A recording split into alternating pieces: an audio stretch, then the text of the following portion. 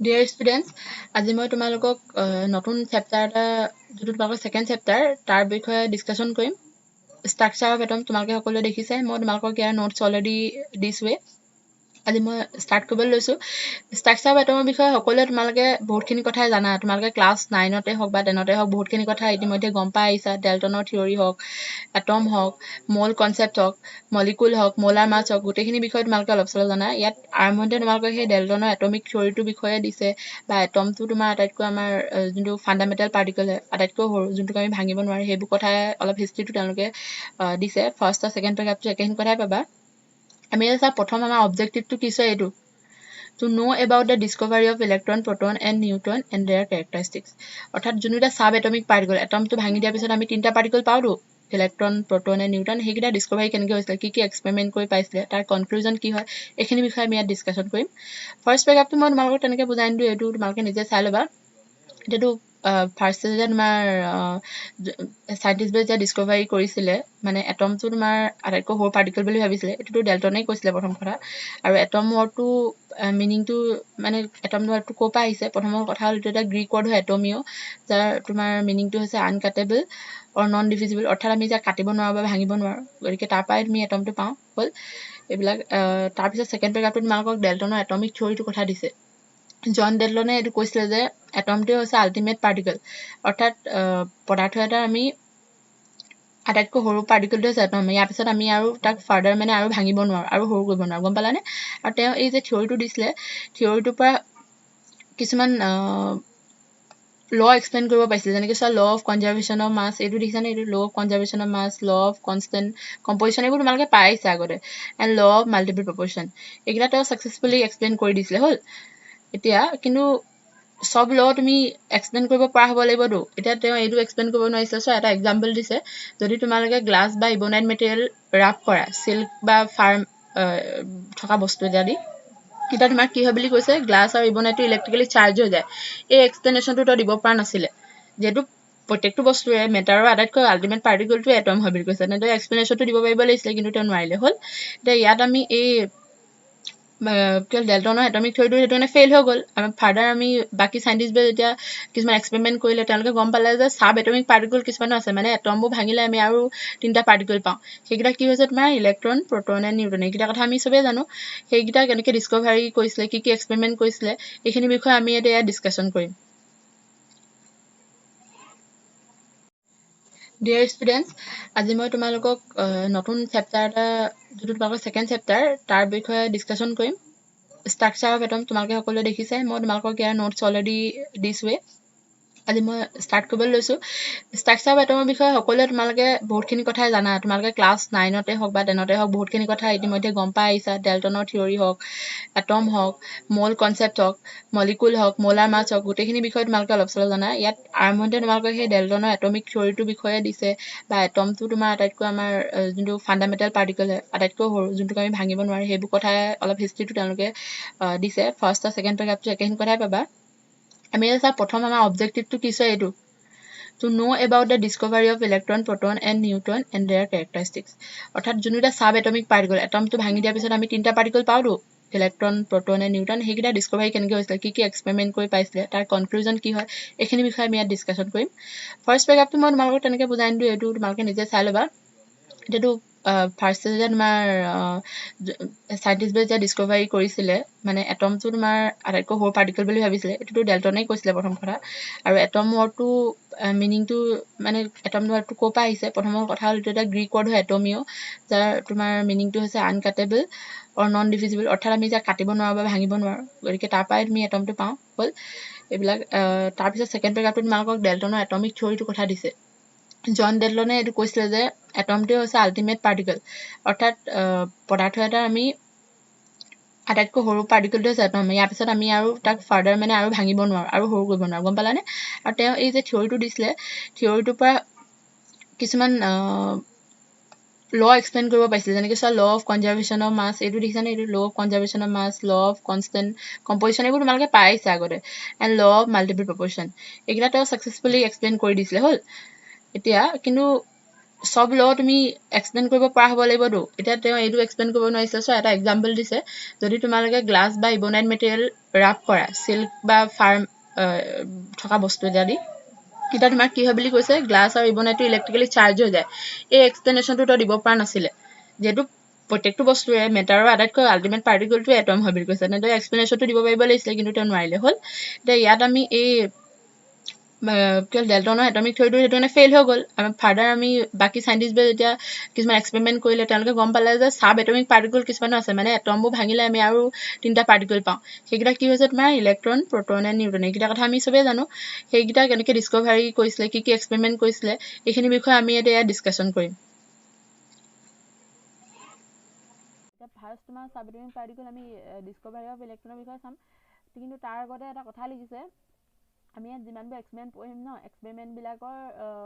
এটা তেওঁলোকে বস্তু কনচিডাৰ কৰিছিলে এটা ল কৈছিলে যে like charges repel each other and unlike charges attract each other এইটো তোমালোকে চবেই জানে পজিটিভে পজিটিভক সদায় ৰিপেলে কৰিব পজিটিভে নেগেটিভকহে সদায় এট্ৰেক্ট কৰিব এই লটো তোমালোকে মনত ৰাখি থবা মানে এক্সপেৰিমেণ্টটো মেইনলি তাৰ ওপৰত বেছ কৰিয়ে কৈছে এতিয়া ইলেক্ট্ৰনৰ ডিস্কভাৰীটো কেনেকৈ হৈছে চোৱা লিখা আছে in 1830 Michael Faraday showed that if electricity is passed through a solution of an electrolyte chemical reaction occur at the electrodes Michael Faraday তোমাৰ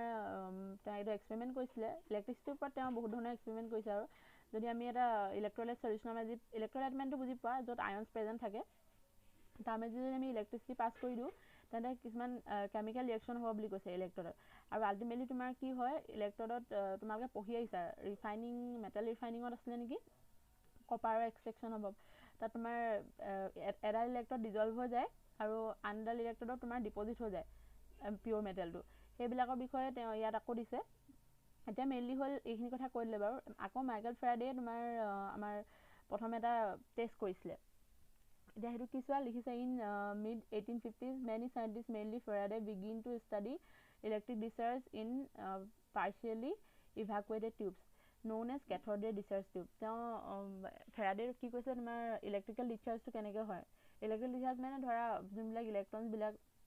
বা এনেকুৱা ধৰণৰ যোনবিলাক আয়নছ আছে পাৰ্টিকল আছে এইবিলাক কেনেকৈ ডিচাৰ্জ হয় ইভাকুৱেটেড টিউবছ মানে য'ত তোমাৰ এয়াৰটো জিৰ' হ'ব এয়াৰ একদমেই নাথাকে তেনেকুৱাবোৰ কথা কৈছে তেওঁ ষ্টাডি কৰিছিলে কেনেকৈ ধৰণে ডিচাৰ্জ হয় আৰু তেনেকুৱা টিউববোৰক কৈছিলে কেথড ৰে ডিচাৰ্জ টিউব এইবিলাক দিছেনে এইটো এইটো এটা it is depicted in figure 2.1 a cathode ray tube is made of glass containing two thin pieces of metal এটা চোৱা figure 2.1 ইয়াত দিয়া আছে cathode ray টিউবটো তোমাৰ এটা গ্লাছ থাকে বুলি কৈছে আৰু তোমাৰ মেটালো থাকিব বুলি কৈছে দেখিছানে এইটো এটা গ্লাছৰ টিউব হয় আৰু থিন পিচেছৰ মেটেল দেখিছানে কেথড এনড এইকেইটা আৰু সেইকেইটালৈ ইলেক্ট্ৰড বুলি কয় এইটো আমি সকলোৱে জানো আৰু child in it the electrical discharge through the gas could be observe only at a very low pressure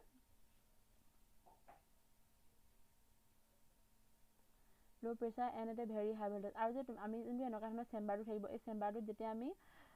তোমাৰ ইভাকুৱেট হ'ব লাগিব বুলি কৈছে ন মানে তুমি এয়াৰ একদম থাকিব লাগিব সেইটো তুমি কেনেকৈ পাবা কমপ্লিট প্ৰেছাৰটো বহুত বেছি ল' হ'ব লাগিব আৰু ভল্টেজটো বেছি হ'ব লাগিব the pressure of different gases could be adjusted by evacuation of the glass tube আৰু তোমাৰ কি হ'ব বুলি কৈছে চোৱা গেছটো বিভিন্ন ধৰণৰ গেছ থাকিব পাৰে আৰু তুমি প্ৰেছাৰবোৰ কেনেকৈ এডজাষ্ট কৰিব পাৰিবা বুলি কৈছে তুমি গ্লাছ টিউবটো তুমি ভেকুৱাম পাম্প বা কিবা দি এনেকৈ ইভাকুৱেট কৰি থাকিবাতো সেইটো যদি তুমি মেনেজ কৰিব পাৰিবা গেছবিলাকৰ প্ৰেছাৰটো হ'ল when sufficiently high voltage is applied across the electrode current starts flowing through a stream of particles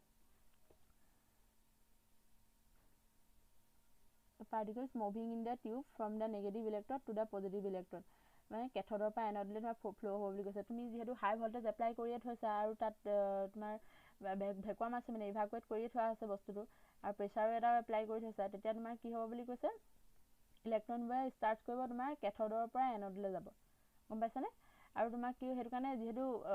যোনবিলাক তাত থকা পাৰ্টিকলবিলাকে কেথডৰ পৰা এনডলৈ ফ্ল' কৰে ন সেইটো কাৰণে সিহঁতক কয় কেথড ৰেজ অৰ কেথড ৰে পাৰ্টিকলছ বুলি কয় এতিয়া চোৱা ইয়াৰ পিছত কি আছে তোমাৰ এতিয়াতো আমি এটা কথা গম পালোঁ কেথডৰ পৰা এনডলৈ তোমাৰ পাৰ্টিকলবিলাক ফ্ল' কৰিব আৰু এটা তুমি বস্তু এটা কৰি চাব পাৰা যদি ফ্ল' of current from cathode to anode was further checked by making a hole in the anode and coating the tube behind anode with a phosphorescent material zinc sulfide মানে কি হ'ল চোৱা তুমি এনড থাকিব ন কেথডৰ পৰা এনডলৈতো তোমাৰ এনেকৈ ফ্ল' কৰিব এইফালৰ পৰা এনেকৈ কৰি পিনি যাব পাৰ্টিকল কেথডৰ পৰা এনডলৈ এনেকৈ যাব এতিয়া তুমি কি কৰিবা এই এনডৰ এটা হোল ক্ৰিয়েট কৰি দিবা আৰু তাৰপৰা ইয়াত এখন তুমি কি কৈছা জিংক ছালফাইড মেটেৰিয়েলটো এটা কোটিং দি দিবা এতিয়া এইবিলাক কৈছে তোমাৰ কি ফছফৰেচেণ্ট মেটেৰিয়েলবোৰ এনেকুৱা তোমালোকে যদি এনেকৈ আন্ধাৰ হৈ থাকে ন তেতিয়াও মানে জিলিকি থাকিব যদি লাইট মানে এনেকুৱা পাৰ্টিকলে গৈ পিনি তাত ডিষ্ট্ৰাক্ট কৰি দিয়ে তেতিয়া মানে তোমালোকে জিলিকি থকা দেখিবলৈ পাবা স্ক্ৰীনখন এতিয়া চোৱা ইয়াত লিখিছে when these rays after passing through anode strike the zinc sulfide coating a bright spot is developed on the coating সেইটোৱে তোমাৰ যেতিয়া কেথডৰ পৰা তোমাৰ ৰেবোৰ গৈ পিনি এনডৰ হোলটো মাজদি পাৰ হৈ গৈ ষ্ট্ৰাইক কৰিবগৈ এই স্ক্ৰীনখনত মানে জিংক ছালফাইড য'ত তুমি কোট কৰি থৈছা তেতিয়া তোমালোকে এটা ব্ৰাইট স্পট দেখিবলৈ পাবা সেইটো কৈছে এতিয়া এই যে আমি এক্সপেৰিমেণ্টটো কৰিলোঁ তাৰ পৰা কিছুমান ৰিজাল্টটো পাম এই ৰিজাল্টবোৰ ছামাৰাইজ কৰি চোৱা প্ৰথম কথা কি লিখিছে এই পইণ্টকেইটাহে ইম্পৰ্টেণ্ট তোমালোকক প্ৰায় সোধে পৰীক্ষাত মনত ৰাখিবা সেইটো কাৰণে the cathode rays start from cathode and move towards the anode এইটোতো গম পালা যিহেতু কেথডটো নেগেটিভলি চাৰ্জ তোমাৰ নেগেটিভ পাৰ্টিকলবিলাক তোমাৰ পজিটিভলৈ গতি কৰিব আৰু ছেকেণ্ডটো চোৱা this rays themselves are not visible but their behaviour can be observe with the help of certain kind of material